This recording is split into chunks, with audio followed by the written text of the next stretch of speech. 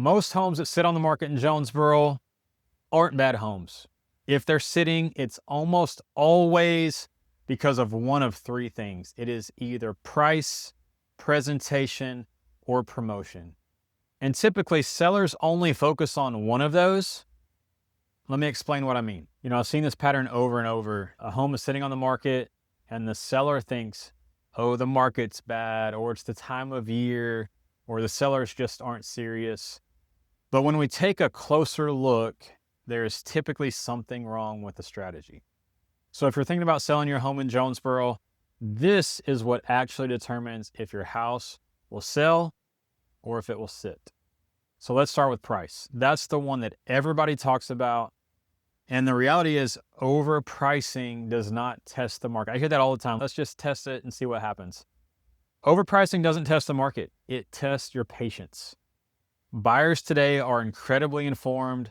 They can see homes that sold, last month. They can see homes that have been on the market and how long they've been on the market for. They can see price reductions, and they can even see what you paid for the house. The first week is always when you get the most attention on your home, and it's very important that you turn that attention into momentum. And if you overprice it, you're not going to get that chance again. And if you miss that window by pricing it too high, it's really hard to get that back. Pricing is not just about picking an arbitrary number. We are very data-driven. It's about positioning your home relative to the competition that's on the market. We look at recent comps, we look at inventory level, we look at days on market, and we look at absorption rate, which is kind of a fancy way of saying we look at the current supply and demand in the market, specific to your price point.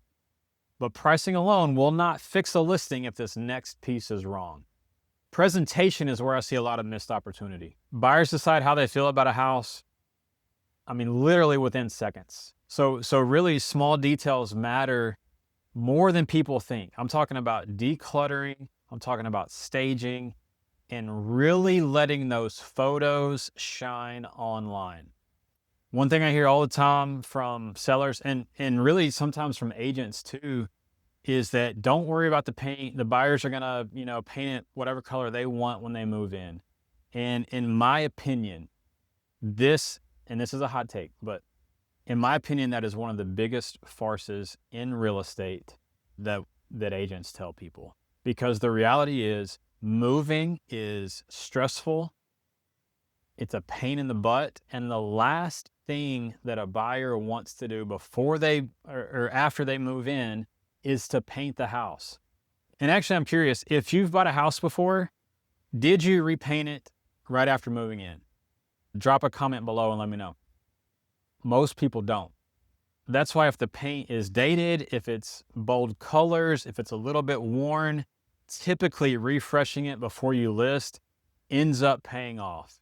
Buyers don't buy homes for what they could. They buy based on how it feels right now. And a fresh coat of paint is going to make it feel much better. Now, the third piece is promotion. And this is the one that, a lot of people don't think about. Putting a home in the MLS is not a marketing plan. It's distribution. It gets it out there, to all the websites.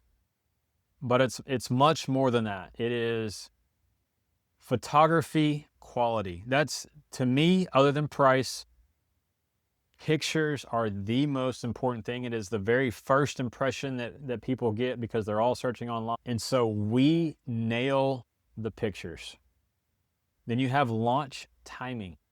When do you actually take it to market? What is the most strategic time to put the house on the market? And that's in terms of seasonality, in terms of the week, in terms of the day of the week. It is all important. It doesn't seem like, it's that big of a deal, but all of that goes into our launch strategy. The first 7 days typically determines how much leverage you're going to end up having in negotiations. So we take the launching very important. It all starts with online presentation, and we optimize our listings for maximum exposure online. So when price, presentation, and promotion are all aligned, all working together, that's when homes sell. And when one of them is off, that's when it sits. Most homes that sit on the market, they're not bad homes. They're just positioned wrong. There's something a little bit off that needs to be tweaked. It's one of those three things. Selling a home in Jonesboro doesn't have to be complicated, just needs to be structured. If you're considering selling a home in Jonesboro, take the time to consider these three things before ever putting a sign in the yard. It makes the entire process smoother. If you have questions about your specific situation, feel free to reach out.